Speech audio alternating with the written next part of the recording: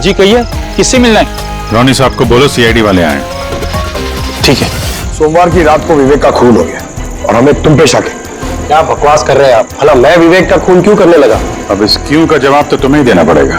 मैं विवेक के खून के बारे में कुछ नहीं जानता।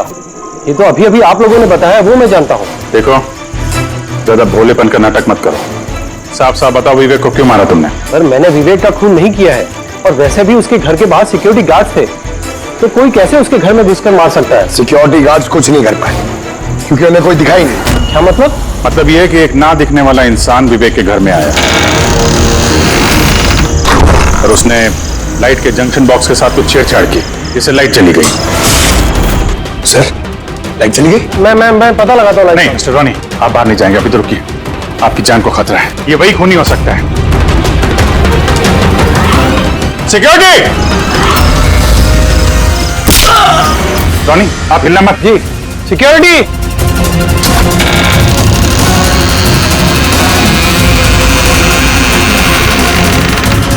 कौन है उधर? सर! सर! यहाँ पे? कौन है? कोई था यहाँ पे? कौन है? कोई दिखा? नहीं। रोनी, हिलना मत। सिक्योरिटी, लाइट ऑन करो। सर, मैं भाग जाता हूँ। देखो। Oh no, Pankaj!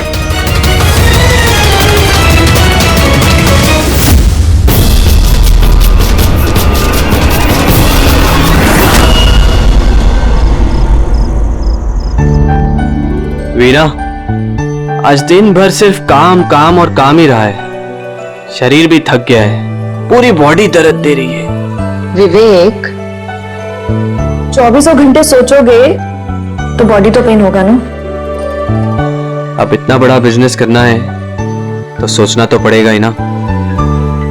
थोड़ा सोच समझ के काम करोगे तो दिमाग पे प्रेशर कम पड़ेगा ना।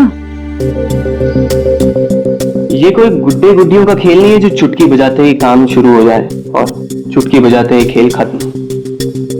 समझ रही हो? ठीक है, एक काम करती हूँ, मैं लोकेश को बुलाती हूँ, वो तुम्हारी मालिश कर देगा अच्छे से। ठीक है? मालिश नहीं, बस गर्मा गर्म एक गिलास दूध मेरे लिए लेकर आ जाओ ताकि सारी थकान दूर हो जाए। अच्छा, तो अभी लेके आई। Please, thank you.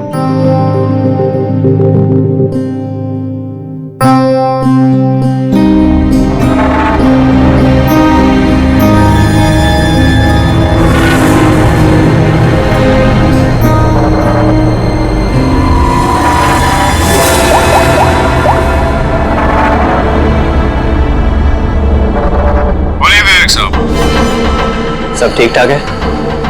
हाँ साहब, सब ठीक है, एकदम ट्रैक पे है। काम हो जाएगा ना? आपको जुबान दिया साहब, काम हो जाएगा। जो भी तुम्हें सही लगे वो सब करो, तुम्हें पूरी छूट है, मगर उसको फिक्स कर दो। आप चिंता मत करो साहब, वो तैयार हो जाएगा। उसको तैयार करना मेरे बाएं हाथ का काम है। गुड।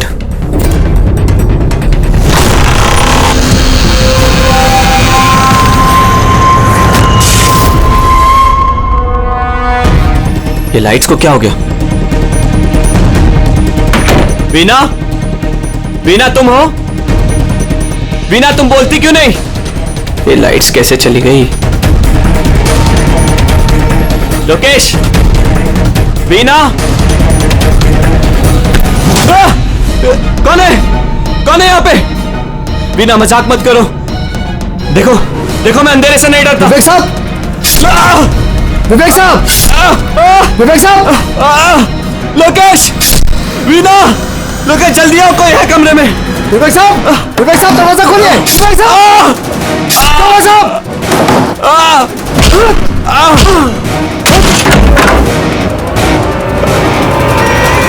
विवेक साहब!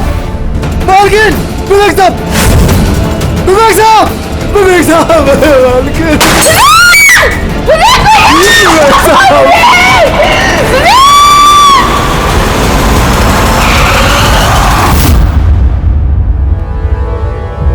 सर, लगता है कई बार चाकू से वार किया है। ये देखिए, कटने का और चाकू घोंपने का निशान है।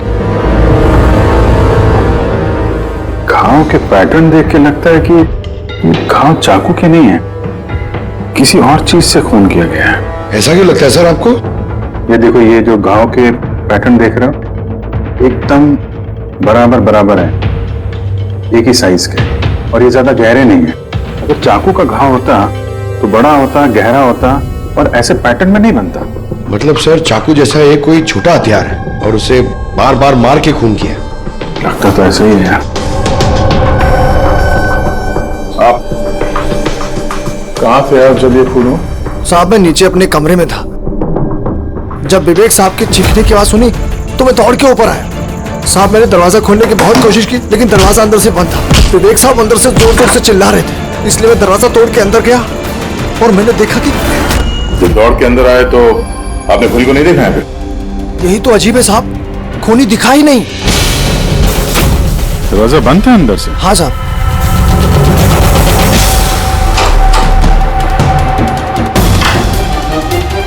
तुम अंदर आए तो यहाँ पे लाइट थी? साहब उस वक्त लाइट नहीं थी। जब मैं दरवाजा खोल के अंदर आया तो लाइट आ गई। कमाल है सर, ये कैसा खूनी है जो लाइट में भी नहीं दिखा?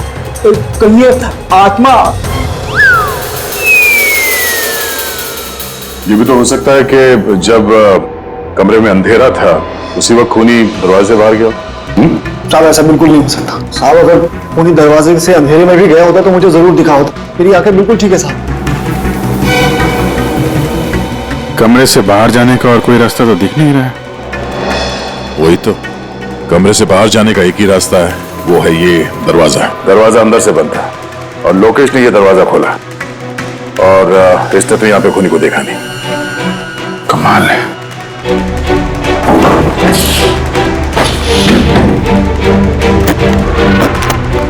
क्योंकि अंदर से बंद है, यहाँ से तो खूनी आ नहीं सकता। तो खूनी अंदर कैसे आया? और फिर बाहर जाते हुए किसी को दिखा नहीं? सर मेरी दादी एक भूतिया कहानी सुनाती थी। पंकज, एक तो ये कहानी नहीं है, हकीकत है, और ये भूतिया नहीं है। सर ये हकीकत है लेकिन भूतिया ही लगता है ना। कोई यहाँ पर आता है, बिना हथियार के खून करता है और चले जाता है। कहां से? जाने का तो यही एक रास्ता है, ये दरवाजा। लेकिन सर बीना तो सीढ़ियों से ऊपर आ रही थी, और अगर खूनी यहाँ से जाता तो उसे दिखता जरूर। कमाल है यार, ये लाइट का आना जाना, इसका कुछ ना कुछ कनेक्शन है इस केस के साथ। लाइट का जंक्शन बॉक्स कहां पे है?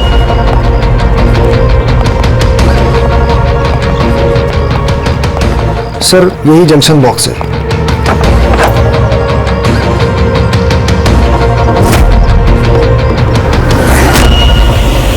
इधर हो जरा। कल तुम ही ड्यूटी पे थे? मैं तो गेट पे था साहब। तुम्हारे गेट पे रहते कोई घर में घुस के खून कर गया, तुम्हें पता नहीं चला? देखिए साहब, मैं अपनी ड्यूटी पे अलर्ट रहता हूँ, ना कोई अंदर आया है ना कोई बाहर गया है। अलर्ट? तो क्या खूनी हवा में आया, हवा में गायब हो गया है? ये लाइट स्विच ऑफ किसने की थी यहाँ से? पता नहीं साहब, अचानक ऑफ हो गई। मैंने सोचा फ्यूज उड़ गया हो। या कोई स्पार्क वार्क हुआ था जंक्शन बॉक्स में? नहीं साहब, स्पार्क नहीं हुआ था, लाइट चली गई, और जैसे लाइट चली गई मैं जंक्शन बॉक्स की तरफ दौड़ा। देखा बाकी सबके घर में लाइट है, हमारी क्यों नहीं? और देखा साहब जंक्शन बॉक्स खुला था, जंक्शन बॉक्स का स्विच भी बंद था, और मैंने ऑन किया साहब। जैसे ही ऑन किया लाइट आ गई। कोई तो आया था यहाँ पे जिसने लाइट के साथ छेड़छाड़ की है। विवेक की बीवी वीना, उससे भी पूछ लेते हैं।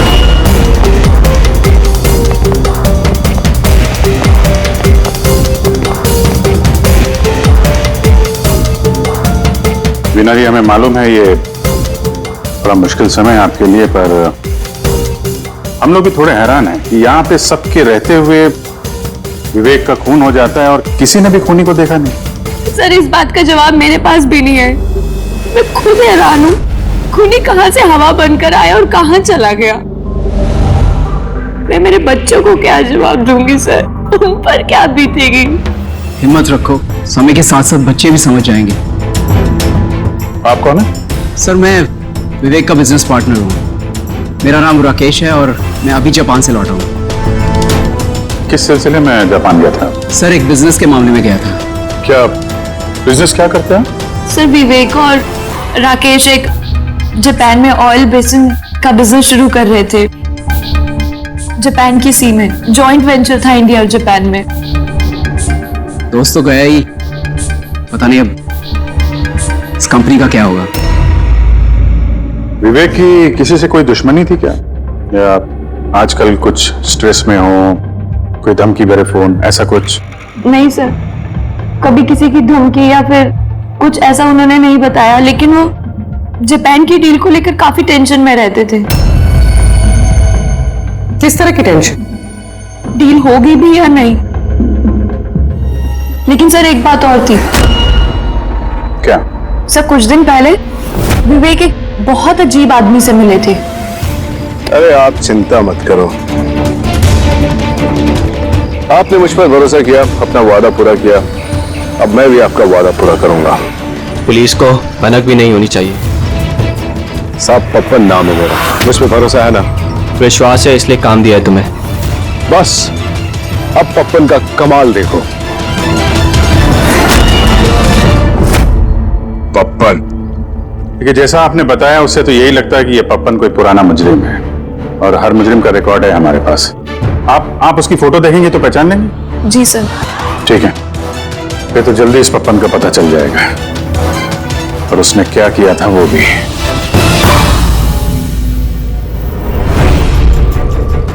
आप लोगों का शक एकदम सही है बॉस, ये खून चाकू से नहीं हुआ। तो फिर किस हथियार से हुआ जो कोई भी देख नहीं पाया, यहां तक कि लोकेश को भी वो हथियार दिखाई नहीं पड़ा?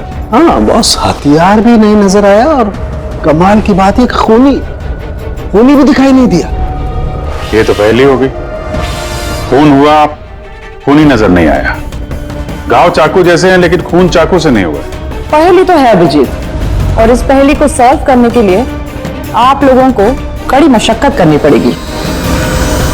देखो बॉस, हम लोग आत्मा में तो विश्वास नहीं करते, लेकिन साइंस से कुछ भी किया जा सकता है, और मुझे लगता है किसी मॉडर्न साइंस की टेक्निक का इस्तेमाल किया गया है इस खून में। हाईटेक खूनी? हाईटेक ही हो सकता है, वरना ना दिखने वाले खूनी को लाइट्स ऑफ करने की क्या जरूरत है? माना कि ये खूनी हाईटेक है, मगर कहीं ना कहीं उंगलियों के निशान तो छोड़े होंगे ना उसने? बिल्कुल है। तो फिर सर, जो क्राइम सीन से हमने उंगलियों के निशान लाए थे, उनमें से एक निशान खूनी के भी होंगे? होने चाहिए थे, लेकिन अफसोस की बात यह है कि है नहीं। आप लोग जो भी फिंगरप्रिंट्स लेके आए, उसमें सिर्फ विवेक और उसकी पत्नी के फिंगरप्रिंट्स हैं, जो एकदम क्लियर है। बाकी के फिंगरप्रिंट्स एकदम स्मज्ड हैं, सब मिल गए हैं। ऐसा लगता है जैसे किसी ने ग्लव्स पहन करके दरवाजा खोला और बंद किया। प्लानिंग के साथ खून किया गया है, ताकि सबूत ही न मिले। काम करते हैं, इस विवेक के घर में जितने भी लोग हैं, उन सब से अलग अलग स्टेटमेंट लेते हैं, सबसे पूछताछ करते हैं कि उस रात हुआ क्या था। खूनी ने अंधेरे का फायदा उठाया है, अब हम भी अंधेरे में निशाना लगाएंगे। सर, जब ये खून हो रहा होगा तो वो खूनी अंदर ही होगा सर। जैसे ही बीना बाहर गई उसने खून कर दिया। ये थ्योरी हो सकती है पंकज, अगर लाइट नहीं गई होती तो फिर सर दो खूनी होंगे, एक लाइट ऑपरेट कर रहा होगा और अंदर खून कर रहा होगा। मगर जिसने लाइट ऑफ करी वो कहां था? वहां पे तो गार्ड खड़ा था, उसने बोला ना उसने किसी को अंदर आते देखा ना कोई बाहर गया। सर लेकिन जब वीना बाहर गई थी तो उसने दरवाजा खुला हुआ देखा था सर, तो हो सकता है कि दरवाजे के ऊपर उसके उंगली के निशान हो। खूनी यहाँ भी चालाक निकला। चाणक्य साहब ने बताया ना, यहाँ कमरे के अंदर हमें एक भी फिंगरप्रिंट्स नहीं मिले, एक भी। उसमें हैंड ग्लव्स पहने होंगे सर, इसलिए शायद नहीं मिले। हैंड ग्लव्स तो पहने ही होंगे। विवेक की बॉडी यहाँ पड़ी थी, मतलब यहाँ कहीं खड़ा होगा। 1 मिनट यहाँ खड़े होना जरा पंकज।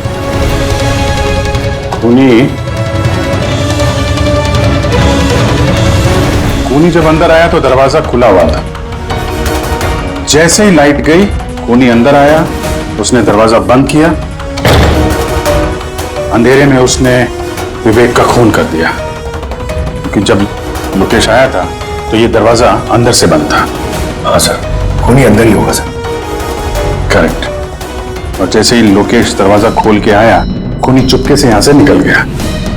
लेकिन अगर खूनी यहां से गया है तो लोकेश तो यहीं नहीं खड़ा था, उसे तो दिखना चाहिए था ना खूनी। लोकेश का कहना है उसने सिर्फ यहाँ पे विवेक की बॉडी देखी थी खूनी उसे नजर नहीं आया। सर ये लोकेशन है, ये झूठ बोल रहा है सर। लगता तो नहीं है। इंटरोगेशन में अच्छे अच्छे झूठ बोलने वाले ना लड़खड़ाने लगते हैं, उनकी जबान कांपने लगती है। ऐसा लगता नहीं है वो झूठ बोल रहा है। तो फिर कौन है ये आदमी? वीना ने उसे महसूस किया, लोकेश ने उसे महसूस किया, लेकिन देखा नहीं।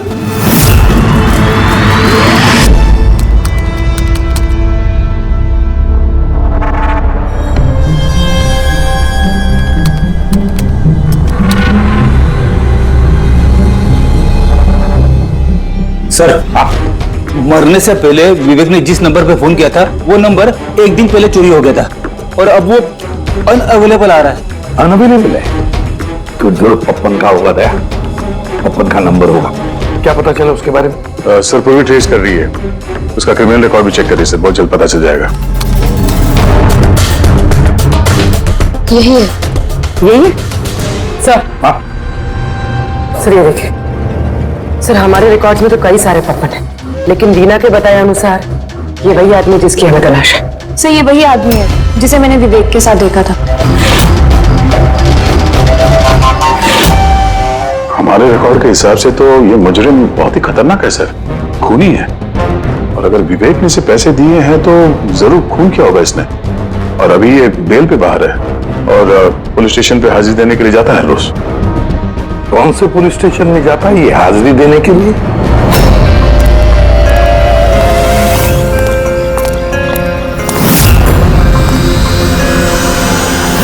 सर यहां से पास हो गया। सब्जी ले लो भाई, सब्जी ले लो, सब्जी ले लो। सर पप्पन यहां से निकल गया। ले भैया तेरा ठेला संभाल ले। उसको उधर ही रोक के रख, चाहे वो रोए या हंसे तुम उसकी चिंता मत कर। जब तक वो हमारे पास है बाजी हमारे हाथ में है। तुम लोग इंतजार करो और कुछ भी गड़बड़ हुआ ना तुम में से किसी को नहीं छोड़ूंगा मैं। ये चिड़ी का गुलाम तुम्हारी तरफ गया है क्या? देखना जरा।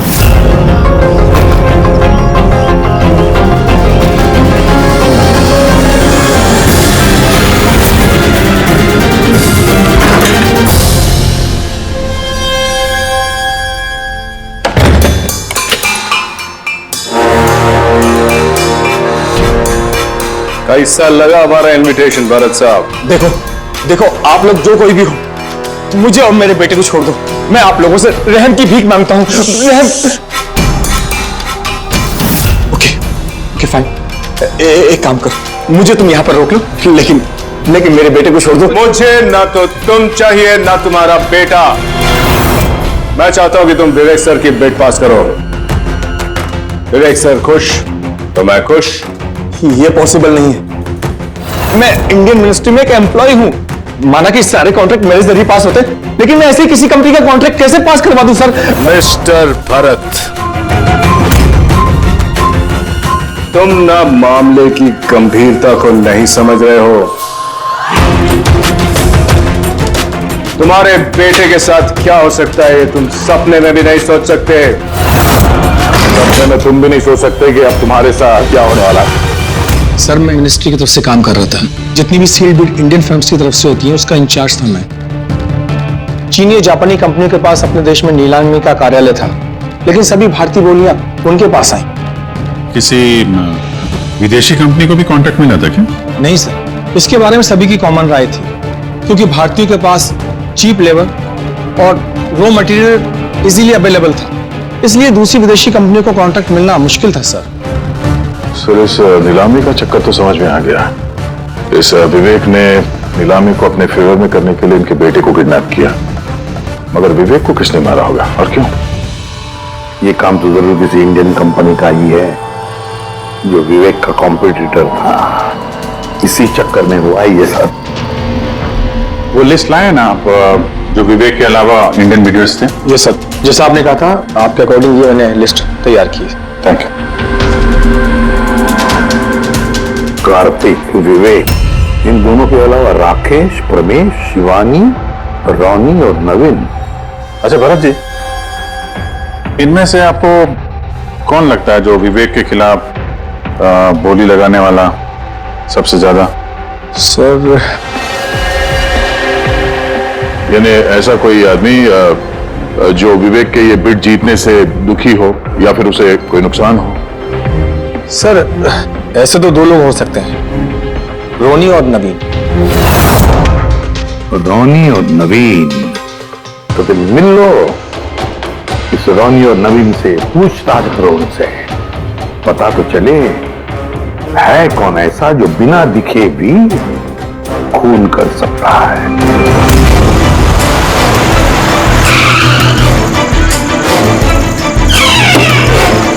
जी कहिए, किससे मिलना है? रोनी साहब को बोलो सीआईडी वाले आए।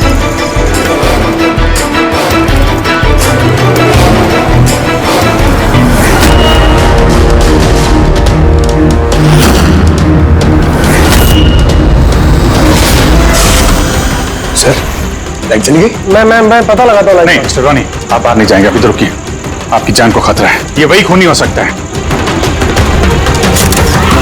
सिक्योरिटी!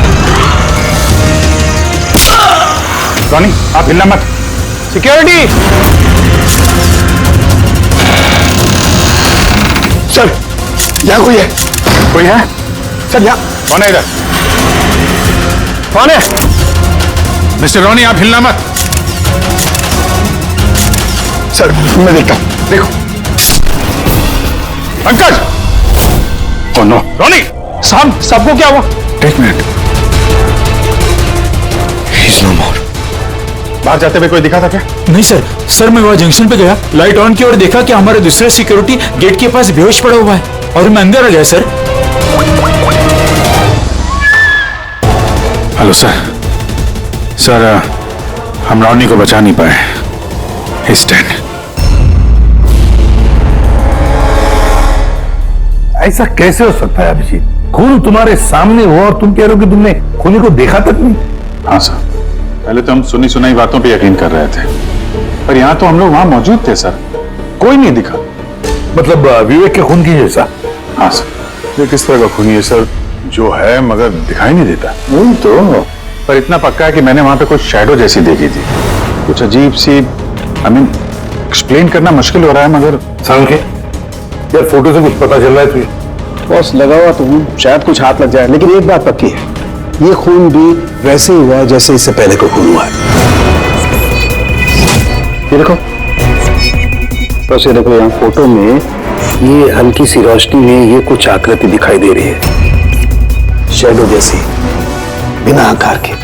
ये क्या है, ये समझ में नहीं आ रहा है। सालून के साथ मैं पहले से कह रहा था, ये जरूर कोई आत्मा है। सर वो जो कोई भी था, मैंने उसे महसूस किया था सर, मैंने उसे पकड़ने की कोशिश की लेकिन वो हाथ में ही नहीं आया। देखो यार, ये आत्मा कुछ नहीं होता। बस ये क्या है, ये अभी तक पता नहीं लगा पाया। सांके, ये किस किस्म का हथियार इस्तेमाल किया इस खूनी ने? ये बॉस, ये हथियार है, इसे शूरिकेन कहते हैं बॉस। शूरिकेन? तो इस तरह का हथियार तो मैंने मार्शल आर्ट्स वाली फिल्मों में देखा है।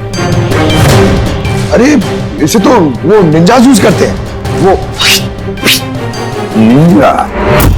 सर वो जापानीज हथियार है, निंजाज स्टाइल के हथियार इस्तेमाल करते हैं। जापान निंजा, और ये ऑक्शन भी जापान में होने वाला है सर, तो कहीं इन सबका कनेक्शन जापान से तो नहीं? बिल्कुल है, जापान से कनेक्शन है। इस राकेश से मिलना पड़ेगा, वही गया था ना जापान किसी डील के बारे में बात करने। राकेश, तुम विवेक के पार्टनर हो, है ना? तो तुम तो जरूर जानते होंगे कि विवेक ने बिड हासिल करने के लिए पप्पन नाम के किसी गुंडे को हायर किया था, भरत के बेटे को किडनैप करने के लिए, है ना? नहीं सर, इसके बारे में मुझे कुछ भी मालूम नहीं। अरे ऐसा कैसे हो सकता है, इतनी बड़ी बात और पार्टनर को पता नहीं? सर वो मुझसे काफी बातें छुपाता था, इसलिए बिजनेस में भी लॉस हो रहा था। वो इतना बेताब रहता था कि लॉस कवर करने के लिए वो क्या क्या करता था और कहां कहां जाता था मुझे बिल्कुल मालूम नहीं है। अच्छा, वैसे आप तो जापान गए थे ना विवेक के खून से पहले? हाँ गया था। क्या करने गए थे आप? ऑलरेडी प्रोजेक्ट का मामला था, इसके लिए मैं जापान गया था, मगर विवेक यहीं से सारे ऑपरेशन हैंडल कर रहा था। ऑयल का प्रोजेक्ट? क्या क्या प्रोजेक्ट था, जरा डिटेल में बताओ तो सही। जापान में एक द्वीप है जिसे ऐतिहासिक और पवित्र माना जाता है। वहां के लोग ऑल्ड्रिक प्रोजेक्ट को लगाने के लिए मना कर रहे थे। पवित्र समंती द्वीप? क्या पवित्र है उस आइलैंड में? कुछ पुराने योद्धाओं को वहां पे दफनाया गया था, जैसे समुराइज, रॉनिन्स और निंजास। सामुराई, रोनिन, निंजास, पुराने योद्धाओं को दफना दिया था वहां पर। सर ये कोई इत्तेफाक है या कुछ और? ये जो निंजास है ये पुराने दौर के हथियारे थे सर जापान में, पर आज भी काफी लोग इन लोगों को मानते हैं। तो वो लोग नहीं चाहते होंगे कि उस जगह पे ये ऑयल ड्रिलिंग हो और उन लोगों ने इन्हें। हाँ हो सकता है दया, हो सकता है, पर ये भी तो हो सकता है कि इन लोगों की आपसी दुश्मनी, कोई बिजनेस राइवल।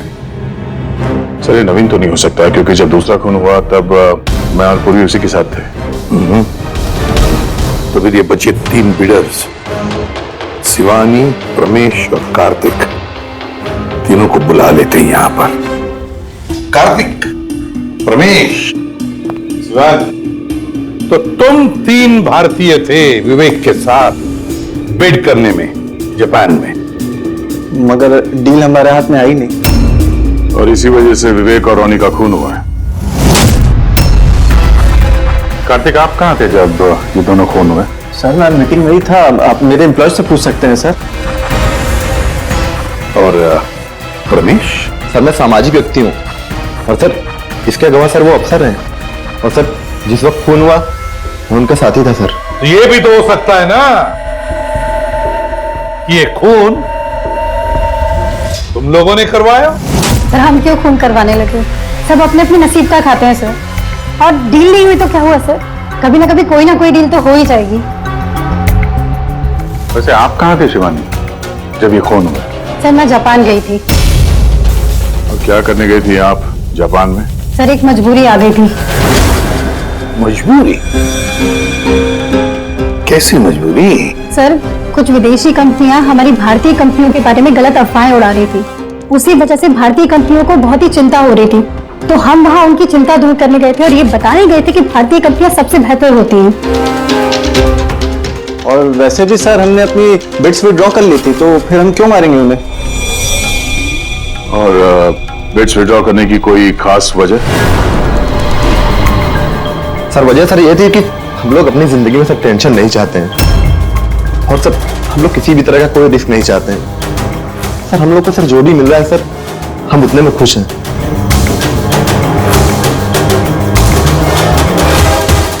सर अब तो ये नवीन ही बचा, इसने तो बिड भी वापस नहीं लिया।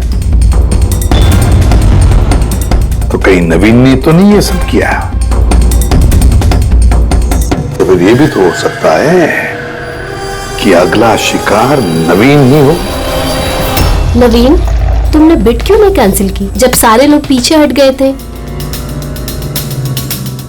ऐसे कैसे मैं पीछे हट जाता? इस कॉन्ट्रैक्ट को पाने के लिए मैंने कितने महीनों मेहनत की है पता है तुम्हें?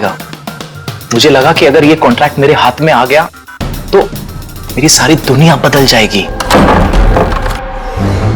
अब तो दुनिया से जाने की ही नौबत आ गई है। तुम समझते क्यों नहीं हो? अगर तुम चले गए तो मेरा क्या होगा? डरने की कोई बात नहीं है, हमें कुछ नहीं होगा।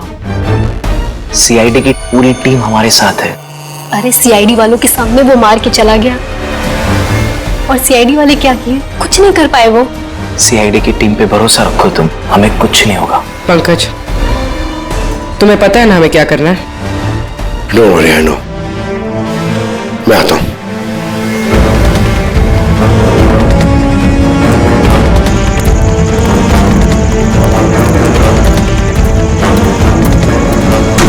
ये है वो जंक्शन बॉक्स जिसकी वजह से सारा पंगा हो रहा है। मैं देखता हूं ये कौन है। ये जगह सही है।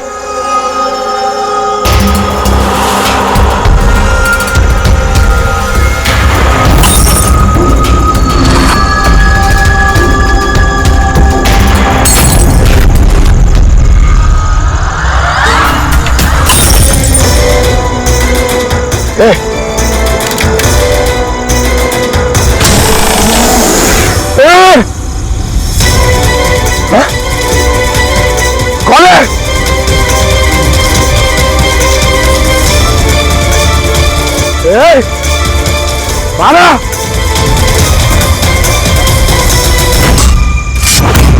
नवीन, ये लाइट को क्या हो गया? अरे कुछ नहीं हुआ। नहीं नहीं, वो आ गया है। कुछ नहीं होगा। कुछ नहीं होगा आपको, प्लीज रिलैक्स हो जाइए।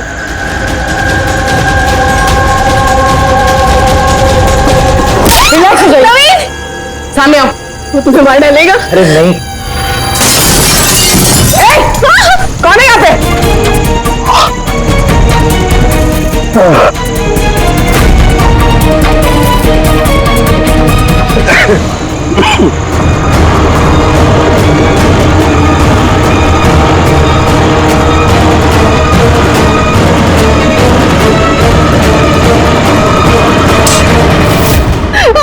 आप लोग ठीक है? हाँ?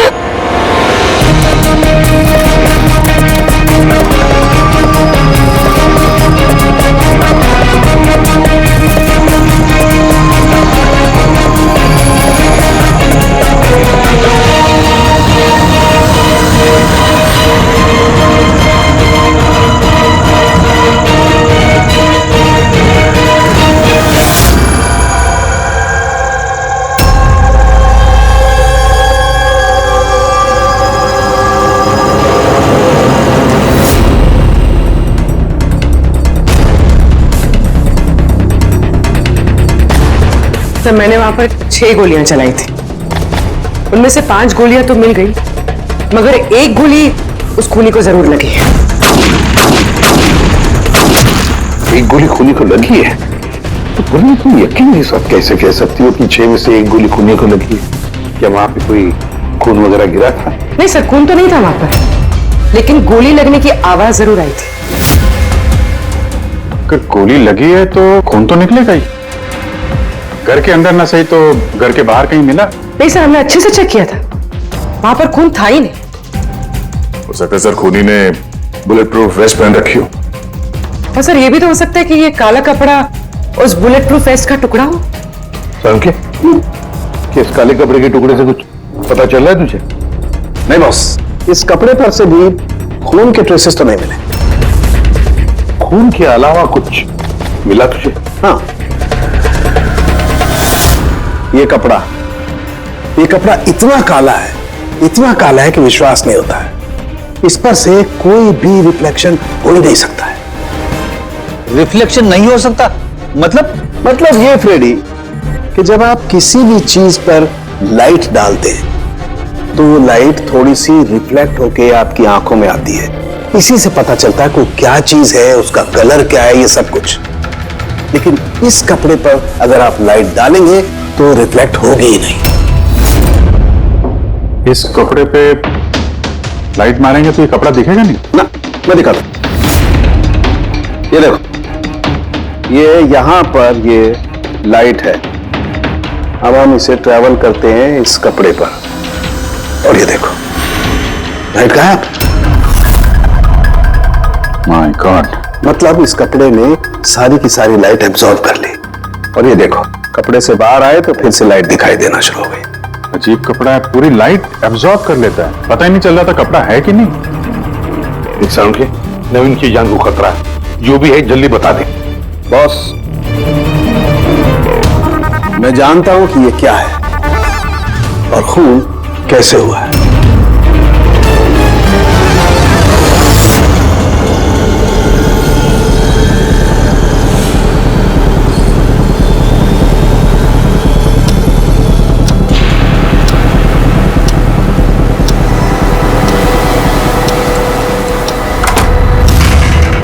शिखा, क्या हुआ तुम्हें? क्यों इतनी परेशान लग रही हो? हमें कुछ नहीं होगा, रिलैक्स हो जाओ। कैसे रिलैक्स हो जाओ? तुम्हें कुछ हो गया तो? अरे शिखा, मैंने बोला हमें कुछ नहीं होगा। नवीन, ये लाइट कैसे चली गई? अरे नवीन, वो आ गया है। कोई नहीं आया। वो तुम्हें मार डालेगा।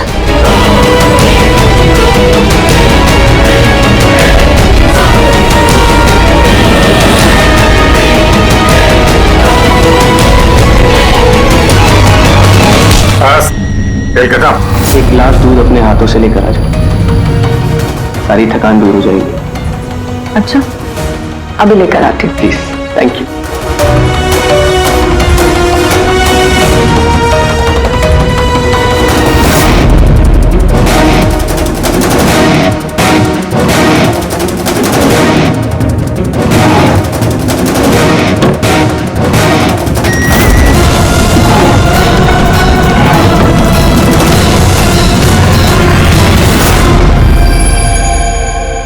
मैंने सोचा नहीं था कि कोई मुझे भी पकड़ सकेगा। हमने भी नहीं सोचा था कि एक पत्नी अपने पति का खून कर देगी। अपराधी चाहे जितना दिमाग लगाकर अपराध को अंजाम दे, कहीं ना कहीं उससे कोई ना कोई गलती हो ही जाती है। मैंने तो कोई गलती नहीं करी, फिर भी आप लोगों ने मुझे पकड़ लिया। नहीं, गलती हुई तुमसे। ये कपड़ा पहन के तुमने बहुत अकलमंदी दिखाई थी, लेकिन इस कपड़े का टुकड़ा हमें खिड़की में से मिल गया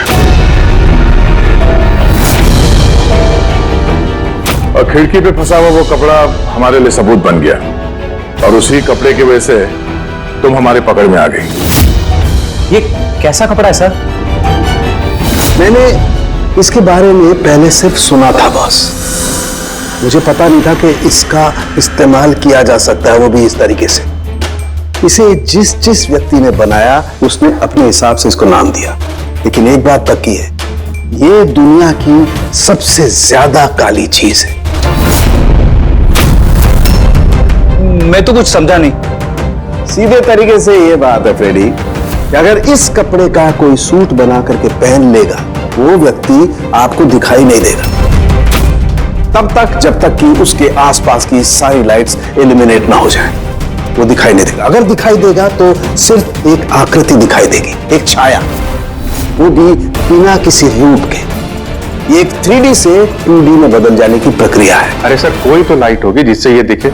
ऐसी कोई लाइट नहीं है, ना इंफ्रारेड लाइट, ना यूवी लाइट, ना ही लाइट स्पेक्ट्रम। अब ये नवीन से कहो कि वो बिड विड्रॉ ना करें और ये इंफॉर्मेशन सब में फैला दो। सर, इस बात के फैलते ही उस पर फिर से हमला हो सकता है। यही तो हम चाहते हैं पूर्वी, यही तो हम चाहते हैं। ये ब्लैक फैब्रिक लाइट को एब्जॉर्ब कर लेता है, लेकिन हीट को एब्जॉर्ब नहीं करता। हीट को तो रिफ्लेक्ट करेगा ही। हम खूनी को पकड़ेंगे थर्मल विजन से।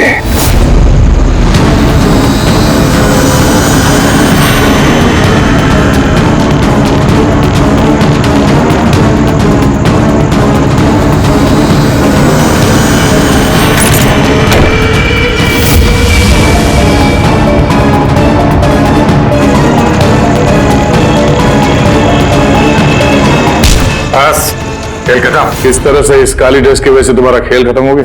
हाँ? अब जल्दी से बताओ, अपने पति का खून क्यों किया तुमने? नफरत थी मुझे उससे। उसकी बीवी कहलाते हुए भी मुझे शर्म आती थी। क्यों?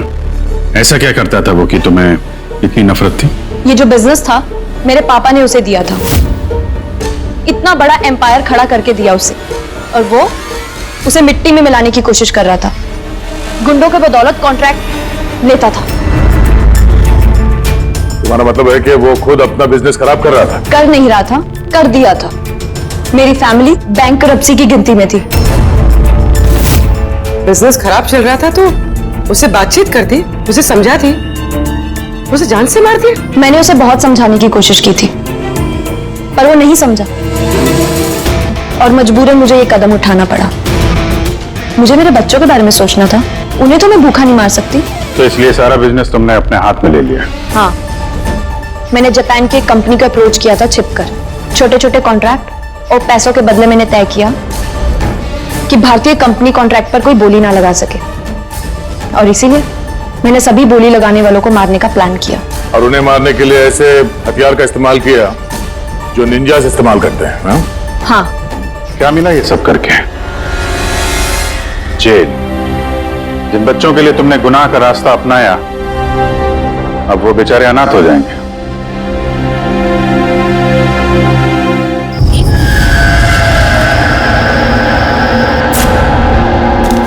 हाँ दी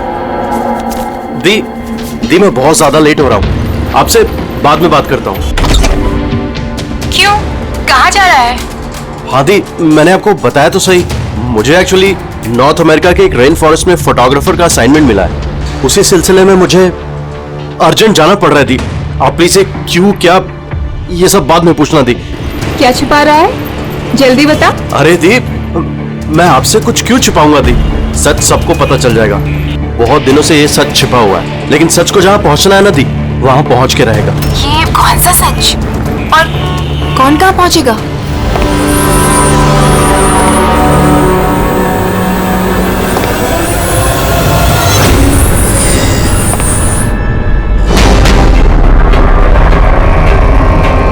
मायादी, मेरे पास बिल्कुल टाइम नहीं है। एक्चुअली मुझे लग रहा है कोई है यहाँ पे। बहुत कुछ हुआ है दी, बहुत कुछ हुआ है, लेकिन मैंने वही किया जो मुझे सही लगा। केतन, साफ साफ बात कर, क्या हुआ है? इस वक्त मेरे स्टूडियो में कौन आ सकता है? दरवाजा खोल दीप। कोई दरवाजा खोल रहा है दीप। केतन, जल्दी खोल वरना। कौन है? हेलो, क्या हुआ? खुलता है कि नहीं? हेलो केतन भाई। देखो, आगे मत बढ़ो। कहाँ है वो फोटो? मैंने क्या किया है तुमने? बोलो। केतन, केतन बोल। मैंने कुछ नहीं बोल दे, नहीं तो मरेगा तू। प्लीज आगे मत बढ़ो। फोटो कहाँ है? जल्दी बोल दे, बता दे। नहीं, मैंने कुछ नहीं किया। देखो, मैंने कुछ नहीं किया। तो बैठेगा आगे बता।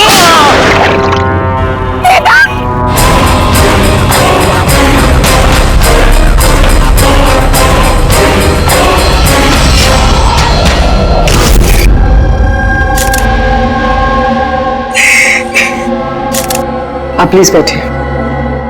समझ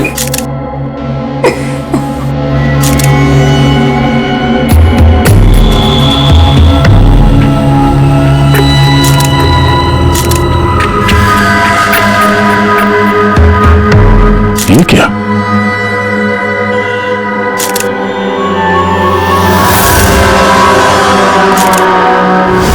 ये किसी के जूतों से आया लगता है। सर वो केतन के जूते साफ थे, स्टूडियो के फ्लोर पे भी ऐसे निशान कहीं नहीं है। जो उसके ऊपर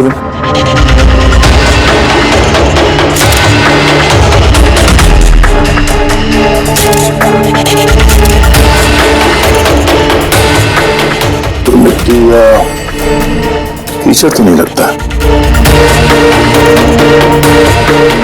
ऑयल जैसा कुछ है। एक काम करो, स्टूडियो में जितने भी फिंगरप्रिंट जैसा उठा लो।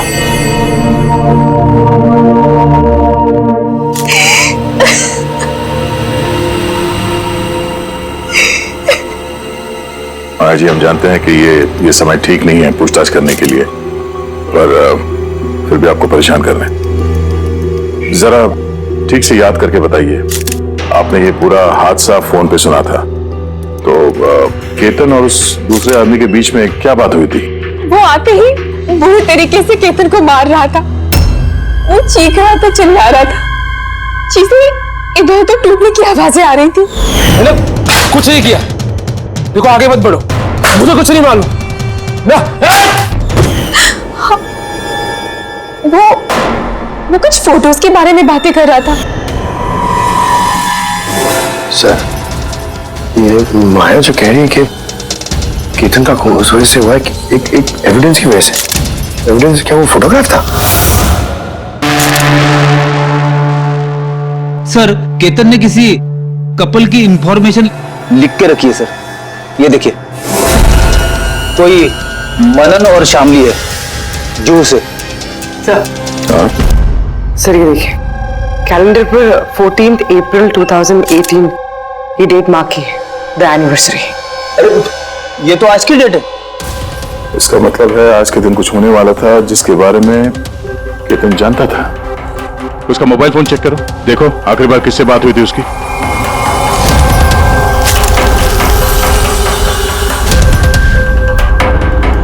सर, टीएम क्राफ्ट वर्कर्स को फोन किया था शाम को 8:30 बजे। TM craft workers? वो भी केतन के मर्डर के ठीक आधा घंटा पहले।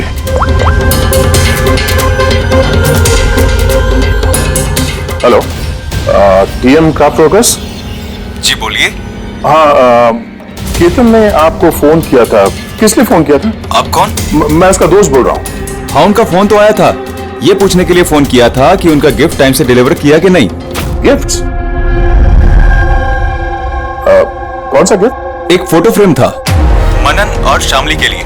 उनकी 25th वेडिंग एनिवर्सरी थी, तो उनको फोटो फ्रेम बना के डिलीवरी करना था। मनन और शामली? उनका घर का एड्रेस मिल सकता है? अर्जेंट है।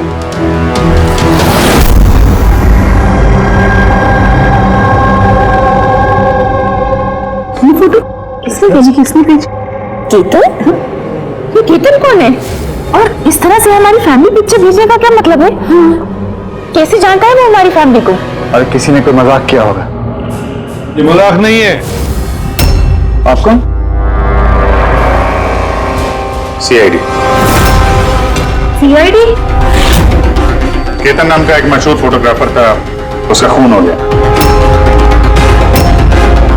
इस फोटो की वजह से। पर सर, एक फोटोग्राफ के चक्कर में कोई किसी का मर्डर क्यों करेगा? लेकिन सर हम तो किसी केतन को जानते भी नहीं। केतन को नहीं जानते तो फिर उसने आप लोगों की फोटो आप ही को क्यों भेजी? पता नहीं। पर हमने तो कभी ऐसी फोटो खिंचवाई भी नहीं है। और ना ही ऐसी दीवार हमारे घर पर है। सर हमने तो कभी नहीं देखा।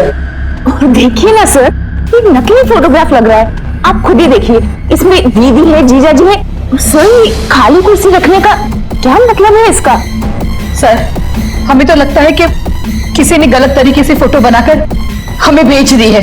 गलती से नहीं, जानबूझकर आया है आपके लिए ये। और वो भी अपनी जान कुर्बान करके।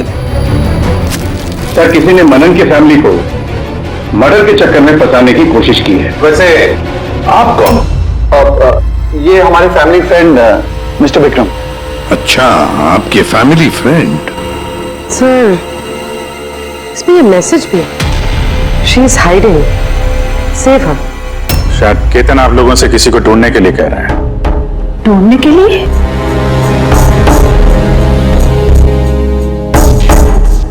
सर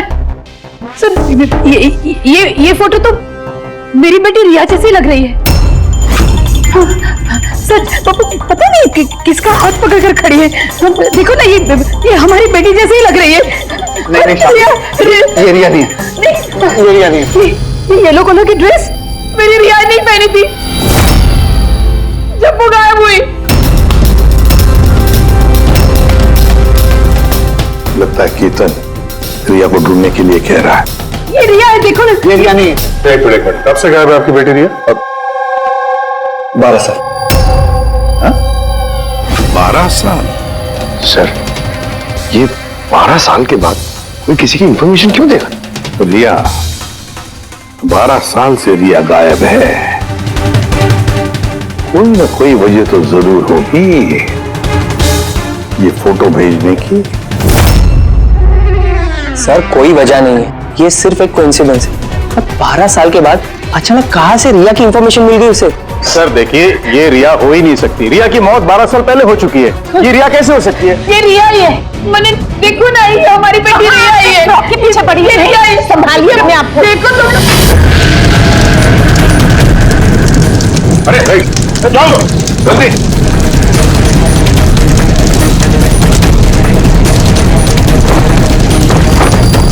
संभाल कर। सर ये फोटो तो जल गया, अब क्या करें? कोई बात नहीं, दूसरा मिल जाएगा। तो भी काम करो, टीएम क्राफ्ट वर्क्स में जाके इसका दूसरा फोटो बनवा लो। और अगर उसके पास नहीं है तो केतन के कंप्यूटर में जरूर कुछ बैकअप होगा, वहां देख लेना। मनन और शामली, आप केतन को जानते हैं या नहीं जानते, इससे हमें कोई फर्क नहीं पड़ता। लेकिन एक बात अच्छी तरह से याद रखना, केतन ने अपनी जान दी है आपकी मदद करने के लिए। वो आप लोगों से किसी को बचाने के लिए बोल रहा है। कोई छिपी हुई है, उसे ढूंढने के लिए बोल रहा है। और वो कौन है और कहां छुपी है वो तो हम ढूंढ ही लेंगे। एक बात अच्छी तरह से याद रखना, जितने भी लोग यहां पर हैं उनमें से कोई भी ये शहर छोड़कर नहीं जाएगा जब तक हमारी तहकीकात पूरी नहीं होती। हमें तुम सब पर शक है, सब पर।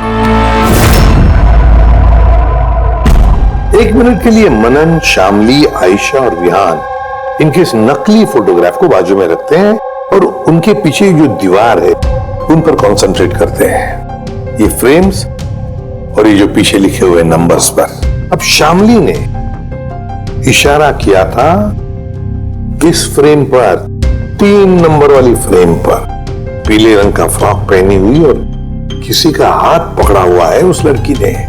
श्यामले को एकदम से लगा सर ये फोटो में ये बच्ची उनकी खोई हुई बेटी रिया है। और फिर ये message, she is hiding, save her.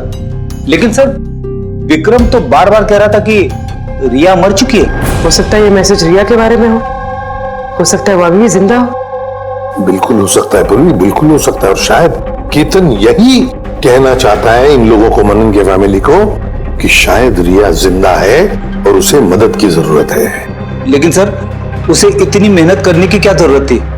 Phone कर देता सीधे और बोल देता जो भी बोलना है रिया के बारे में, या फिर पुलिस को इन्फॉर्म कर देता। सर हो सकता है उसे किसी ने डराया धमकाया हो और तभी तो मजबूर होकर उसने ये सब किया है। केतन ने तो अपना फर्ज निभाया है और हम उसकी मेहनत को बेकार नहीं जाने देंगे। पूर्वी एक काम करो, ये पूरा का पूरा फोटोग्राफ किसी अच्छे फोटो लैब में लेकर जाओ और ये पीछे टंगी हुई जो छोटी छोटी फ्रेम्स है ना, उनको अच्छी तरह से चेक करो। और ये भी देखो, ये जो वॉल है पूरी, क्या वो फोटोशॉप तो नहीं की गई है? और रिया के लापता होने की एफआईआर की कॉपी भी चाहिए हमें। केतन मनन की फैमिली को तो नहीं जानता था, तो ऑब्वियसली रिया को भी नहीं जानता होगा। तो फिर उसने मनन की फैमिली को ये इंफॉर्मेशन क्यों दी और इस तरह से क्यों दी? सर केतन का खूनी जरूर रिया के फैमिली से जुड़ा हुआ है सर। इन सारे लोगों के फोन रिकॉर्ड्स चेक करो फ्रेडी, और साथ साथ केतन के फोन रिकॉर्ड्स भी। और एक बात, मनन की फैमिली पर कड़ी नजर रखो और साथ साथ उनका जो दोस्त है ना विक्रम, उस पर भी देखो। ये लोग कहां कहां जाते हैं, किस किस से मिलते हैं, क्या क्या करते हैं। एक एक बात पर कड़ी नजर रखो, एक एक बात की खबर रखो। केतन के साथ जितने भी लोग काम करते थे ना, उनसे मिलना पड़ेगा। आप दोनों तो केतन को बहुत अच्छी तरह से जानते थे, तो कभी उसने आप लोगों को बताया किसी छोटी सी बच्ची के बारे में, जू के एक फैमिली के बारे में, उनके फैमिली पोर्ट्रेट के बारे में? जी नहीं सर, मुझे तो अब तक उसने कभी कुछ नहीं बताया। अच्छा, केतन सिर्फ आपके लिए काम करता था या और भी कुछ करता था किसी और के लिए भी? केतन मेरे लिए फैशन फोटोग्राफी करता था, साथ ही साथ बड़े बड़े फैशन हाउसेस के लिए एक्सक्लूसिव कैटलॉग शूट करता था। माया, आप केतन की बहन है तो आपको तो पता होगा वो किस किस से मिलता था। सर केतन बहुत ही रिजर्व रहता था, बस अपने काम में ही मग्न, और उसके दोस्त भी गिने चुने ही थे। और सर हाल ही में केतन को एक इंटरनेशनल एग्जीबिशन के लिए असाइनमेंट मिला था, जिसके लिए वो मुंबई की गलियों में घूमकर स्ट्रीट फोटोग्राफी शूट किया करता था। वो फोटोग्राफ देख सकते हैं हम लोग? जी सर।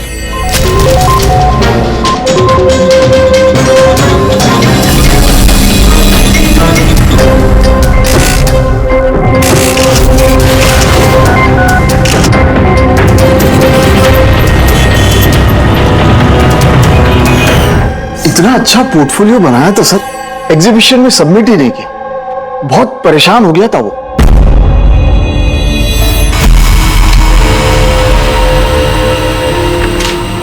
ये वॉल और उस पर लगे हुए सारे फोटोज एंड नंबर्स असली है। और बाकी सब? जिसने भी ये बनाया है उसने सिर्फ इस वॉल के ऊपर फैमिली वालों की फोटोज डाल दी है, इस खाली कुर्सी के साथ, ताकि ऐसा लगे कि फैमिली वालों ने इस वॉल के आगे बैठकर फोटो खिंचवाई। हाँ, लेकिन ये दीवार तो पक्का असली है। काफी एक्सपर्ट इंटीरियर डिजाइनिंग का काम लगता है। मैग्नेटिक वॉल है ये, आजकल बहुत कम जगहों पे देखने को मिलती है। Magnetic wall? हाँ, मैग्नेटिक वॉल बनाने के लिए वॉल को एक स्पेशल पेंट से पेंट किया जाता है, जिसके केमिकल कंपोजिशन में मैग्नेटिक एलिमेंट्स होते हैं, जो उस दीवार को मैग्नेटिक प्रॉपर्टीज दे देते हैं। यानी ये दीवार तो ऑलमोस्ट मैग्नेट जैसी है। एकदम सही। अब उस पे कोई भी मेटेलिक चीज बिना किसी हुक या कील के चिपका सकते हो या निकाल सकते हो। उसी तरह ये वॉल भी मैग्नेटिक वॉल है। Thank you. Thank you ma'am. Mumbai की गलियों में घूम घूम के फोटोग्राफी कर रहा था। जरूर वहीं पे इसे रिया के बारे में कोई ना कोई क्लू मिला होगा, वहीं किसी गलियों में।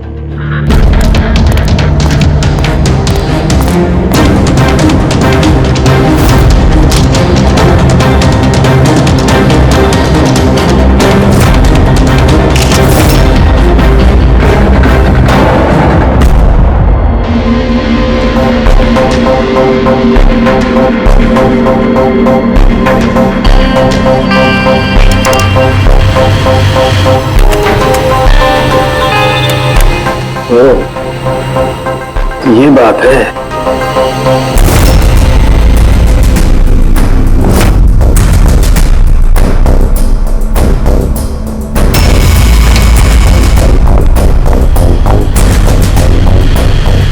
सर, ये देखिए।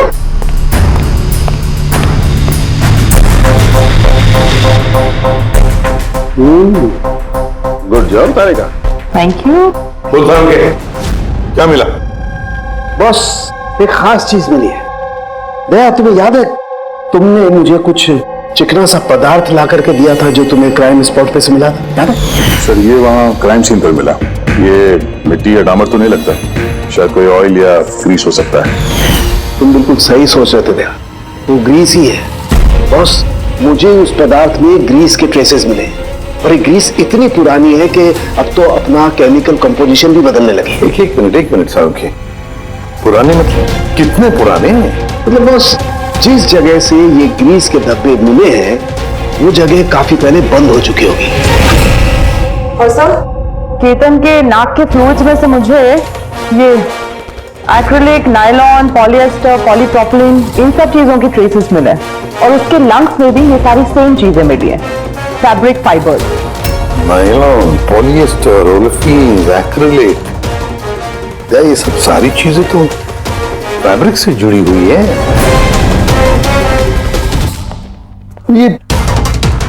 ये तो एक फोटोग्राफर था। हाँ सर, जिस जगह पे ये रहता है इसके घर के आसपास कोई फैक्ट्री वगैरह भी नहीं है, तो फिर एक कपड़े के रेशे इसके लंग्स में कैसे घुस गए? हो सकता है ऐसी जगह पे आता जाता हूँ।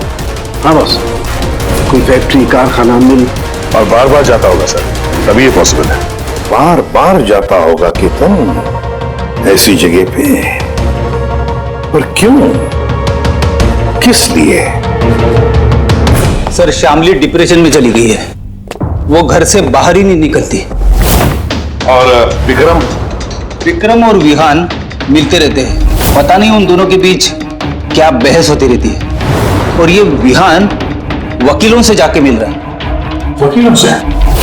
हाँ सर, और आयशा अपनी किसी फ्रेंड्स के घर जाती रहती है, लेकिन उसकी जो ये फ्रेंड है उम्र में काफी बड़ी है, मुझे नहीं लगता कि उसका इस केस से कोई ताल्लुक है। और ये जो मनन है ना, केतन के बारे में पता लगाने की काफी कोशिश कर रहा है। अच्छा, तो फिर फ्रेडी वो जो फोन कॉल के रिकॉर्ड जो ट्रैक किए थे, क्या पता चला? कुछ नहीं पता चला सर, उनके जो रजिस्टर्ड मोबाइल नंबर है उसमें कुछ नहीं है। प्रोग्रेस का प्रिंट निकालिए। हाँ सर। सर, जैसे कि मैंने फोन पे बताया था, वो दीवार असली है सर। Magnetic wall? हाँ सर। सर, केतन ने ये सारी फोटोज उस वॉल पे लगाकर वो फोटो ली है और फिर उस पर वो फैमिली वाली फोटो फोटोशॉप कर दी। सर, इस वॉल का पता लगाने में ज्यादा टाइम नहीं लगेगा, इंटीरियर डिजाइनर का काम है, और ये वॉल पे मेटालिक डिजिट्स लगे हुए हैं। बस तो फिर ये सारे फोटोग्राफ्स आर्किटेक्ट्स और डिजाइनर्स के ऑफिसेज में भेज दो, पता चल जाएगा किसने ये मैग्नेटिक वॉल बनवा लिया था।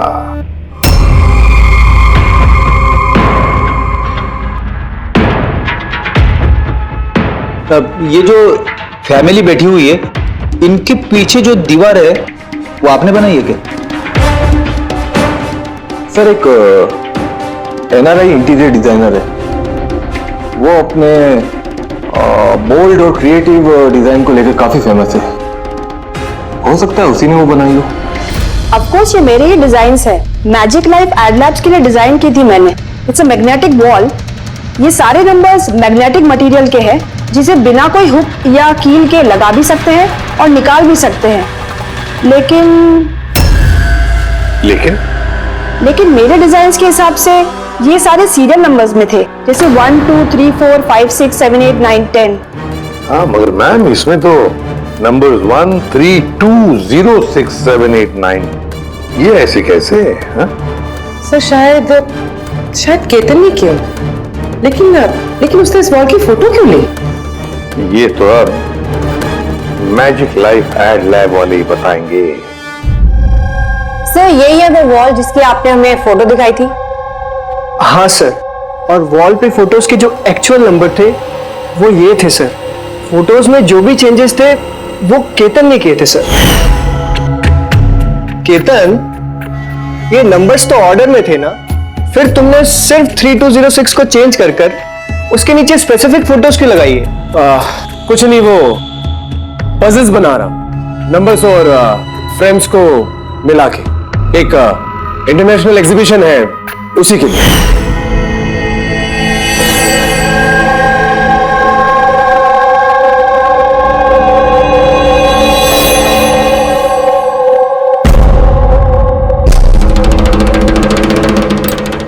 आप लोगों ने केतन को परमिशन कैसे दी है सब करने के लिए? दरअसल सर, केतन हमारे साथ पहले भी काम कर चुका है और वो एक इंटरनेशनल एग्जीबिशन के लिए कुछ फोटोज ले रहा था और इसलिए उसको ये वॉल की जरूरत थी, तो हमने उसे ये वॉल यूज करने दिया।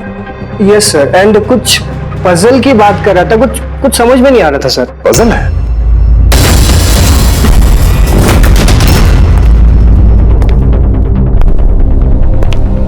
नंबर्स में पजल? उस पोर्ट्रेट में 3206 था और उसके नीचे जो फोटोग्राफ्स हैं, कहीं वो फोटोग्राफ्स ही पजल तो नहीं? हो सकता है केतन हमें उन फोटोग्राफ्स के जरिए रिया की कहानी बताना चाहता हो।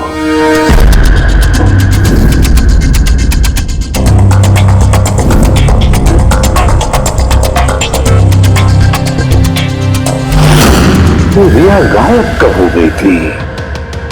कब गायब हो गई थी? रिया की मिसिंग की एफआईआर है ना? हाँ सर। सर उसका इस केस से क्या कनेक्शन? वो केस तो सर बहुत साल पहले बंद हो चुका है, पता नहीं क्यों गया। ऐसे लगता है कि रिया की इस एफआईआर से शायद हमारी केस सॉल्व करने में कुछ मिल जाए। FIR 8221 Mumbai IPS. एफआईआर का डेट देखो गया, ये देखो 3206। 2006, मतलब ये डेट है? बिल्कुल सही, 3206, 3 फरवरी 2006। दीदी हौसला रखिए। पता नहीं मेरी बेटी किस हाल में होगी। आप लोग मजाक तो नहीं कर रहे? आप वाकई में मेरी बेटी को ढूंढेंगे? वो एक्चुअली जिंदा है क्या? आपकी बेटी जिंदा है, ये सुनकर आपको खुश होना चाहिए, और आप हमसे ऐसे बात कर रहे हैं? डैड, मेरी बहन रिया जिंदा है। सर कहाँ है वो? देखिए, हम बहुत नजदीक हैं रिया का पता लगाने के, इसलिए आप लोगों को जो कुछ भी पता है हमें बताइए। आखिरी बार आप लोगों ने उसे कब देखा था? क्या हुआ था उसके साथ? और एग्जैक्टली गायब हुई कैसे वो? लेकिन सर, इन 4 फोटोज का क्या मतलब है? केतन जरूर हमें रिया के बारे में कुछ बताने की कोशिश कर रहा था। देखो ना फोटोग्राफ्स को, ये 3 नंबर का फोटो देखो, इसमें एक छोटी बच्ची रो रही है, किसी बड़े आदमी का हाथ पकड़ के जा रही है। फोटो नंबर 2 में रिया थोड़ी बड़ी हो चुकी है, ऐसे जाली के पीछे जैसे उसे किसी ने उस जाली के अंदर कैद करके रखा है। ये तीसरा फोटो, इसमें भी ऐसे लग रहा है कि इसे बंदी बनाकर रखा गया है। और सर, इस आखिरी फोटो में कोई उसे गले लगा रहा है और पीठ पे खंजर मारने जा रहा है। सर ऐसा लगता है कि केतन इन फोटोग्राफ के जरिए रिया की कहानी बता रहा है। एग्जैक्टली। देखो, रिया बचपन में किडनैप हो जाती है, फिर वो बंदी बनाई जाती है, और फिर जब वो 18 साल की हो गई तो उसे इन जंजीरों में जकड़ के रखा था। और फिर उसे कोई मिल गया जिसने उसे मारने का प्लान बनाया। कोई ऐसा जिस पर रिया विश्वास करती है? मतलब सर, केतन ने जानबूझ के मॉडल्स की ऐसे फोटो बनाई है ताकि सच को सामने लाया जा सके, इसलिए उसने केतन को रास्ते से हटा दिया। रिया बाकी बच्चों की तरह नॉर्मल नहीं थी। उसका दिमाग उसकी उम्र के बच्चों के कंपैरिजन में बहुत ही कमजोर था, इसीलिए उसे लगातार दवाइयों की जरूरत पड़ती थी। अगर वो दवाइयां नहीं लेती थी तो उसका दिमाग कंट्रोल में नहीं रहता था। वो कुछ भी कर सकती थी, वो अपने आप को चोट पहुंचा सकती है, वो अपने आप को मार भी सकती है। तो ये रिया गायब कहां से हुई? हमने उसे स्पेशल बच्चों की स्कूल में डाला था, वहीं से वो गायब हुई है। तो फिर उसके बाद आप लोगों को कोई फोन आया पैसों के लिए या किसी और चीज के लिए? नहीं, कुछ नहीं। हाँ, पर बाद में हमें पता चला कि हॉस्पिटल में से उसकी मेडिकल फाइल गायब हो गई थी। फाइल गायब हो गई? कोई भला ऐसा क्यों करेगा? वो भी ऐसी लड़की की जिसकी दिमागी हालत इतनी नाजुक है। वही तो मैं कह रहा हूं। अरे जिसकी दिमागी हालत इतनी नाजुक हो, वो लड़की 12 साल कैसे जिंदा रह सकती है? अरे मुसीबत थी वो। कैसे कह सकते हैं आप? ये शर्म आनी चाहिए आपको। बेटी है वो आपकी। एक बात तो समझ में आ गई मिस्टर मनन, अगर रिया मिल भी गई तो आपको ज्यादा खुशी नहीं होगी, लेकिन हम उन्हें ढूंढ के रहेंगे किसी भी तरह।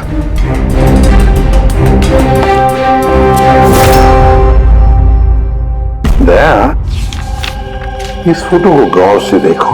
देखो रिया बड़ी हो गई है, 18 साल की हो गई है, लेकिन उसके पैरों में जंजीर जकड़े हैं। सर ये पीछे ये खिड़की कारपेट दिख रहा है पीछे।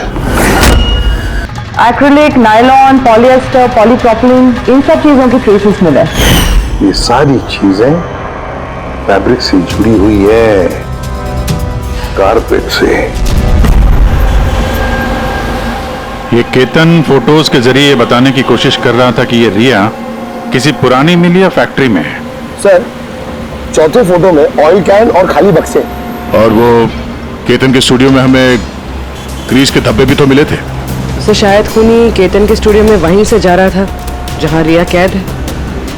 तीसरी फोटो में वो कारपेट वाली गली और चौथे में वो फैक्ट्री। सर ये दोनों जगह आसपास होगी। पहले ये पता लगाना पड़ेगा कि कारपेट वाली गली के आसपास कोई बंद पड़ी हुई पुरानी फैक्ट्री है क्या? जो भी करना है जल्दी करना पड़ेगा बॉस, क्योंकि हमारे मनन के घर जाने के बाद खूनी खुद सामने नहीं आएगा। शायद किसी से वो काम करवाएगा।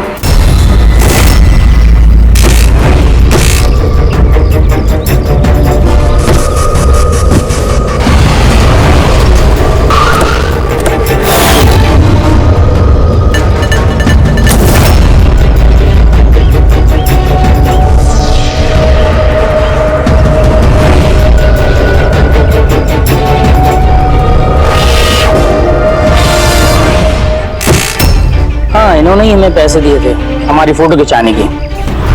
2 दिन के लिए आए थे, तीसरे दिन भी दिखे थे, लेकिन वो शायद किसी का पीछा कर रहा था।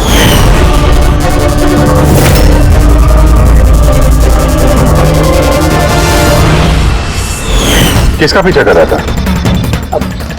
वो तो सर ध्यान नहीं दिया हमने। वो गया किधर पीछा करते हुए? इस तरफ गया।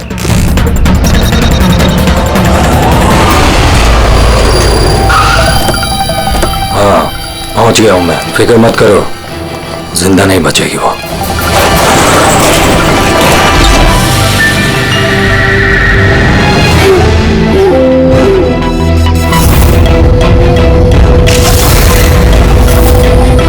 बंद कर इसको।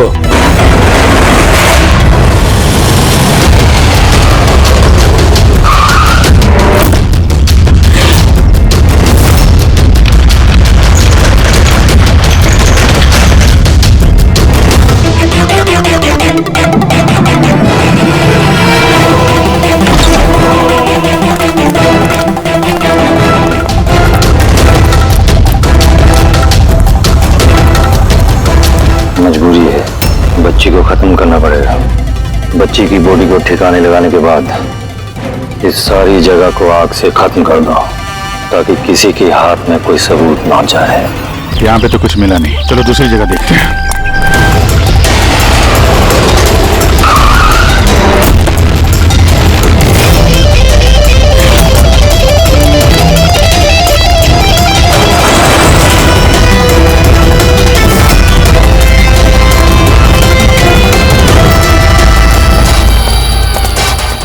रिया, रिया, तुम्हारे मम्मी पापा के पास ले जाने आए।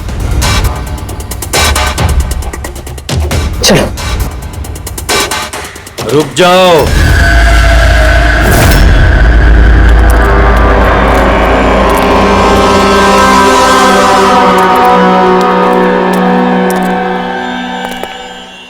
रिया बेटा, आजा आजा बेटा, आजा आजा आजा आजा आजा आजा आजा। रिया रिया रिया, आजा आजा आजा। रिया बेटा, ये अंकल के साथ जाएगी। ये बच्ची तुम लोगों के साथ नहीं जाएगी, कोशिश करके देख लो। ये ठीक कह रहा फ्रेडी। ये लड़की हम लोगों को अपना दुश्मन समझ रही है और इसे अपना दोस्त, क्योंकि ये इन लोगों को रोज देखती है। ये बिल्कुल ठीक कह रहा है। और इस मासूम बच्ची को तो ये भी पता नहीं है कि ये आज मरने वाली है।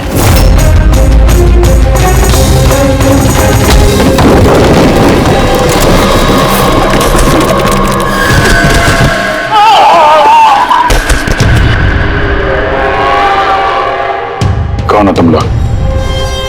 किसने भेजा तुम्हें? ये तुम्हें कभी पता नहीं चलेगा।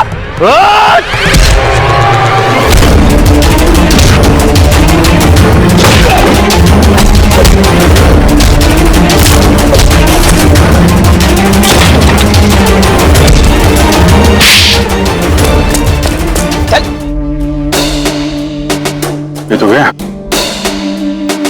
किसने भेजा तुम लोगों को? हैं? सर साहब, मुझे कुछ नहीं मालूम था, सब कुछ नहीं मालूम है। जिसको पता था वो तो मर गया। अब कैसे पता चलेगा सर किसने भेजा था इन्हें? रिया तो बेचारी इतनी डरी हुई है, कुछ बोल भी नहीं सकती। रिया बोल नहीं सकती मगर पहचान तो सकती है। मतलब रिया ने इस खूनी को पहचाना। क्यों? क्योंकि उसे हर रोज मिलती थी, उसे हमेशा देखती थी, उसे लगता था कि ये उसका अपना कोई है और इसीलिए उसके साथ जाने के लिए राजी होगी। तो फिर रिया उसे भी पहचान लेगी जिसने 12 सालों से उसको यहाँ पे कैद करके रखा है, जो उससे हर रोज बात करता है और जिसने इसे मारने के लिए इन लोगों को यहाँ पे भेजा था। अब रिया बताएगी ये असली गुनहगार कौन है। रिया, जाओ रिया। अच्छा मेरी बच्ची, आ बेटा।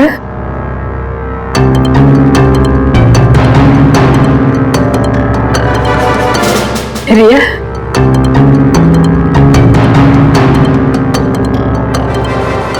अच्छा मेरी बच्ची, अपनी माँ के पास आजा बेटा। आ बेटा,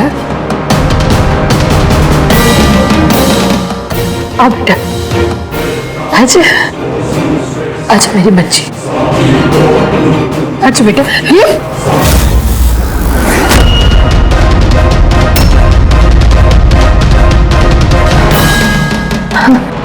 ये तो कमाल हो गया कमली जी। आपकी बेटी 12 साल के बाद आपसे मिलती है लेकिन आपके पास नहीं, अपने मौसी के गले लग जाती है। ये कैसे? वो तो माँ की जैसी हूँ ना, मैं उसको बहुत प्यार करती है मुझसे, इसीलिए। अरे वाह मौसी जी, आपसे इतना प्यार कि रिया अपनी माँ को पहचान नहीं पाई और आप ही के गले लग गई। क्यों? और जानती है क्यों? क्योंकि पिछले 12 साल से सिर्फ एक ही शख्स है जो रिया से मिल रहा था, बातें कर रहा था, जिसे रिया अपना समझती थी। ये क्या बकवास कर रही है? मैं क्यों मिलूंगी इससे? मैं नहीं मिली इससे। रिया से बिल्कुल मिली थी, पिछले 12 सालों से मिल रही थी तुम। बकवास हम नहीं कर रहे आयशा, बकवास से तुम कर रही हो। हमने तो उस डॉक्टर को भी ढूंढ निकाला जिसकी मदद से तुम पिछले 12 सालों से रिया को दवाइयां देती थी, उसके टेस्ट करवा रही थी। मैं किसी डॉक्टर को नहीं जानती, मैं कह रही हूँ ना आपसे, मैंने कोई मेडिकल टेस्ट नहीं करवाया इसका। बिल्कुल करवाई थी। नहीं, मैंने कोई टेस्ट नहीं करवाया। झूठ बोल रही हो तुम, टेस्ट करवाया था तुमने। मैंने कोई टेस्ट नहीं करवाया, मैं सच कह रही हूँ। मैं किसी डॉक्टर को नहीं जानती, मैं तो इसे 12 सालों से वही दवाई दे रही हूँ जो 7 साल की उम्र से खाती आ रही है।